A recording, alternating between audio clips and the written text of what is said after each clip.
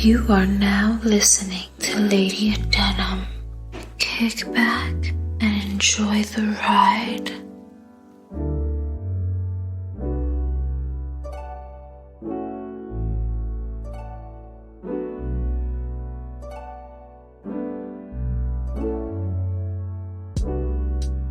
Welcome, ladies and gentlemen. This is your host, Lady Adenum, and today's topic we're going to be talking about the impactful, heart-rending story of Prichard Colon.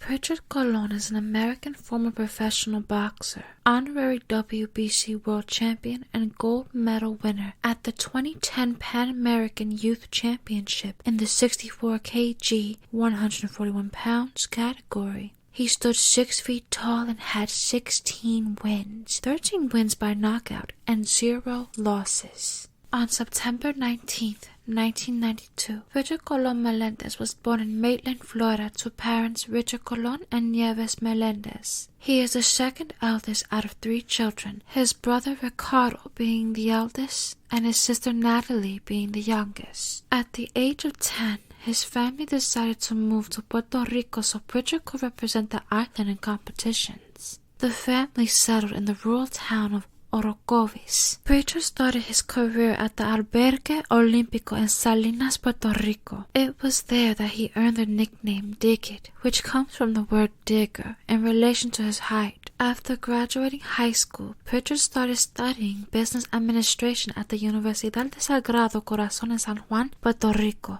During his amateur career, the orthodox boxer gained fame for winning 5 national championships in both the 141 and 152-pound divisions. He also won the gold medal at the 2010 Pan American Youth Championship in the 64 kg category and fought at the Brazil Pre-Olympics to win a pass to the 2012 Summer Olympics in London. However, he lost to a Venezuelan fighter in the 3rd round. In 2012, that's when Prichard decided to become a professional fighter, ending his amateur career with an impressive record of 170 wins to 15 losses, surpassing Floyd Mayweather's amateur boxing record of 84 wins and 8 losses. Prichard Colon was well on his way to stardom at the very beginning. He made his professional debut on February 23, 2013. His first fight was against Xavier LaSalle at the Cosme Betia Salamo Coliseum in Cataño, Puerto Rico. Prichard knocked out LaSalle in the first round. He fought 5 times in 2013 and 7 times in 2014. Prichard's most notable fight came on September 9, 2015, when he fought against Vivian Harris, a more experienced fighter. The fight was held at the Ricoh Coliseum in Toronto and ended with Prichard knocking out Harris in the 4th round. On October 17, 2015, Prichard was slated to fight Terrell Williams in an undercard fight at the Eagle Bank Arena in Fairfax, Virginia. The fight wasn't originally part of the schedule, but was added when Andre Dirrell stepped out from his fight with Blake Caparello. The fight occurred just 1 month after the last fight against Vivian Harris. This would tragically be the last fight for Prichard Colon, permanently ending his career and altering his life forever. Prichard and Williams fought for 9 rounds, which Prichard appeared to be ahead in the first 5.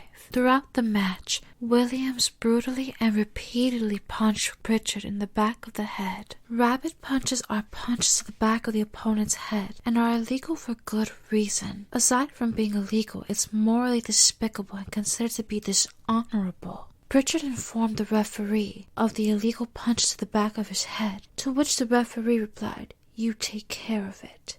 Prichard hit Williams with a low blow in retaliation, for which he was penalized 2 points. After multiple illegal blows, Prichard was knocked down for the first time in his professional career during the 9th round. He spoke to the ringside doctor between the rounds and stated he felt dizzy but felt he could go on. The ringside doctor cleared him and the brutal match continued. But Prichard was disqualified after the 9th round when his corner mistakenly removed his gloves, thinking it was the end of the fight. However, his corner did the right thing as Prichard was incoherent and experiencing dizziness. After the fight, he was vomiting and was taken to the hospital where he was diagnosed with a large left side hematoma. Tragically, things took a turn for the worse when he slid into a coma for 221 days. Prichard was treated for several weeks at Nova Fairfax Hospital in Virginia, but was eventually transferred to Shepherd Center in Atlanta, Georgia. He was then moved to his mother's home in Orlando, Florida. As of April 2017, Prichard Colon has remained in a vegetative state. In that same year, Prichard's parents filed a lawsuit seeking damages of more than $50 million. The lawsuit unfortunately has not yet been settled, though Prichard's mother believes it may never be settled. In 2019, promoters De Vela Entertainment and Headbangers Inc. have been dismissed from the lawsuit, so the lawsuit will continue against Dr. Ashby, the ringside doctor. Terrell Williams, after the harrowing incident, took 2 years off to deal with what happened. But since then, he fought 4 times before he stopped again on September 9, 2019. Williams has stayed off the internet after his last fight and completely went off the grid. Williams did speak on Prichard Colon and the fight, saying he prays for the former boxer every day and wishes him nothing but peace and health, but also stands firm that he has done nothing wrong that dreadful night and doesn't place any blame on himself. As of 2021, Prichard continues to receive therapy at Brook Rehabilitation in Orange Park, Florida. His mother is now his full-time caregiver. Back in 2017, it was said Prichard will remain in the vegetative state, but in March 2018, it was determined he could communicate with his eyes. His eyes were calibrated to an AAC, an augmentative and alternative communication device, in which he was able to answer yes and no questions in English and Spanish at 80% accuracy. In June 2018, he began physical therapy, and by the beginning of 2019, he could manage some shoulder work, grasp and release pegs, and follow commands. His hands improved, and he was able to stand with assistance within 1 month. Prichard has since walked about the length of a football field with the help of therapists and some assistive devices. He can also maintain his balance while sitting unsupported for more than 5 minutes. If that isn't a miracle, I don't know what is. Prichard Colon's story touched me, and I wanted to share his story in hopes of people giving this talented young man the recognition he rightfully deserves, remembering who he is, and not only for what has happened. He has a strong, vigorous fighting spirit that refuses to give up despite the cards he has been dealt with. Prichard's strong will is a winsome attribute of his character, and if it weren't for the obvious faults of others who did not have his best interests, I am positive he would have been greater than Floyd Mayweather. God bless him. Prichard is one of a kind. As for Terrell Williams, I can only hope within time he is remorseful for hindering a prospering life and can come to terms with what he's done. Dr. Ashby and Joe Cooper, the referee, will also have to live with the repercussions of their actions. My heart goes out to Prichard's family. May he continue to recover and grow stronger each day.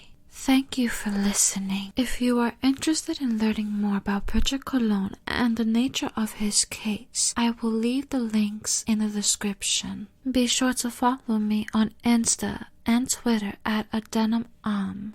Be sure to like and follow the Lady Adenum podcast on Facebook. Mwah. Until next time, darling.